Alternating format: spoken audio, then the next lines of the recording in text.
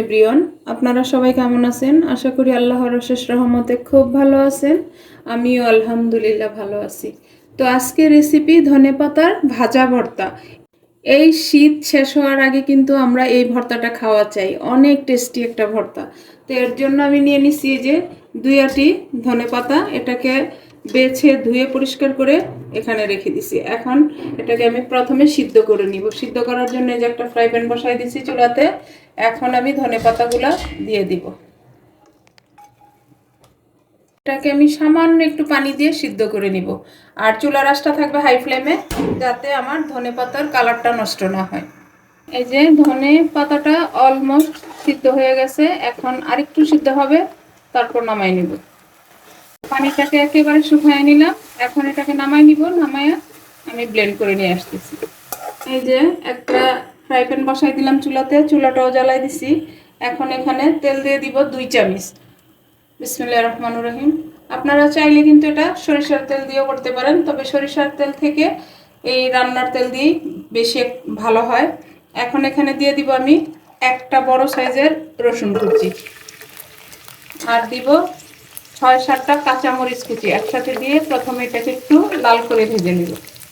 যে আজকের এই শীতের মৌসুমে ধনেপাতার ভাজা ভর্তা যদি আপনাদের একটু ভালো লাগে, তাহলে আমার চ্যানেলটাকে সাবস্ক্রাইব করবেন, লাইক করবেন, শেয়ার করবেন এবং আমার পাশেই থাকবেন।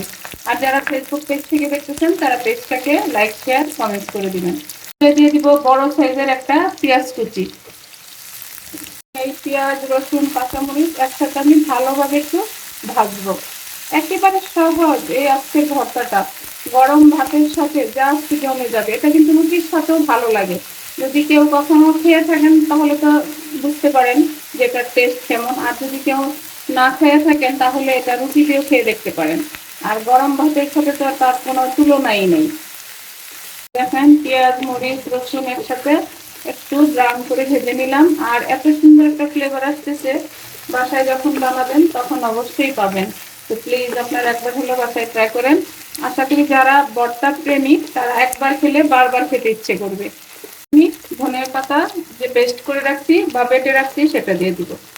দিয়ে এটাকে ভালোভাবে এই পেঁয়াজ রসুনের সাথে ভাজবো।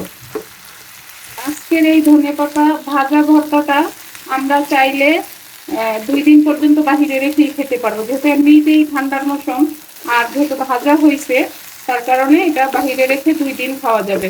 আর ফ্রিজে রেখে অনায়াসে 7 দিন খাওয়া যাবে, কোনো সমস্যা হবে না। তো প্লিজ আমার ভাই বোনেরা, হাতের কাছে তো ধনেপাতা এখন অ্যাভেলেবেল, এই রেসিপিটা ফলো করে আপনারা একবার বানায় ট্রাই করে দেখতে পারেন। আর বেশি করে বানালেও সমস্যা নেই, অনেক দিন পর্যন্ত রেখে খাওয়া যাবে। এই যে দেখেন মাশাআল্লাহ অনেক সুন্দর একটা ফ্লেভার আসতেছে। আর এটা খাওয়া যে কি মজা। এখন এই পর্যায়ে দিয়ে দিব আমি স্বাদ মতো লবণ। লবণটা সবসময় পরে দিবেন, তাহলে পানিটা ছাড়বে না, না হয় কিন্তু পানি ছেড়ে দিবে। যে স্বাদ মতো লবণটা দিয়ে দিলাম। এখন এটা একটু ভালোভাবে মিশিয়ে নিব। আর ছোট্ট একটা রেসিপি আজকে, একেবারে ছোট্ট। তো প্লিজ আমার ভাই বোনেরা, কার কার পছন্দ হয় বা ভালো লাগে অবশ্যই আমাকে কমেন্টসে জানাবেন। আর এই ভর্তাটা একেবারে সহজভাবেই বানায় নেওয়া যায়, কোনো ঝামেলা নেই, একদম ঝামেলাবিহীন আজকে ধনেপাতার ভাজা ভর্তা। মাশাআল্লাহ কালারটা যেমন, সেন্টটাও ওই রকমই আসতেছে। হয়ে গেল আমার আজকে ধনেপাতার ভাজা ভর্তা, একেবারে আঠালো হয়ে গেছে, এই যে বুঝতেই পারতেছেন অবশ্যই। তো এখন আমি এটাকে নামাই নিব, নামায় সার্ভ করে আমি আপনাদের সাথে শেয়ার করতেছি আজকের ধনেপাতার ভর্তাটা আমার কেমন হয়েছে। দেখেন মাশাআল্লাহ হয়ে গেল আমার ধনেপাতার ভাজা ভর্তা। তো এই ভাজা ভর্তাটা একটু আমি ট্রাই করি, দেখি কেমন হয়েছে। এটা সাইডে রেখে দিলাম, একটু ভাত নিয়ে নিতেছি সামান্য। এই যে, কারণ সবার সাথে তো আবার খেতে হবে, এত মুখরোচক খাবার যদি সবাই একসাথে না খাই তাহলে কিন্তু ভালো লাগে না। একটু ভর্তা নিয়ে নিলাম। দেখেন মাশাআল্লাহ মাশাআল্লাহ ভর্তাটা, আমার মুখে কিন্তু পানি চলে আসতেছে এখনই। এই যে এখন ভর্তাটাকে মাখবো। দেখেন ভাতের কালারটা কি মাশাআল্লাহ। আসেন আমার প্রিয় ভাই বোনেরা, ছোট্ট একটা রেসিপি দিয়ে আমরা সবাই একসাথে বসে খাই এত টেস্টি একটা খাবার। বিসমিল্লাহির রহমানির রহিম।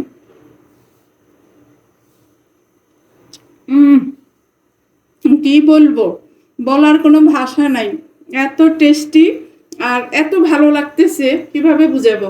তো প্লিজ আমার ভাই বোনেরা, আপনারা বাসায় বানায় খেয়ে আমাকে কমেন্টসে জানান যে এরকম শীতের মৌসুমের ধনেপাতার ভাজা ভর্তাটা কেমন লাগে। তো যাই হোক, আজকে আমার ছোট্ট একটা রেসিপি ধনেপাতার ভাজা ভর্তা বানানো শেষ হয়ে গেল। আমি আপনাদের কাছ থেকে বিদায় নিব, আবার নতুন কোনো রেসিপি নিয়ে আসবো। আল্লাহ হাফেজ।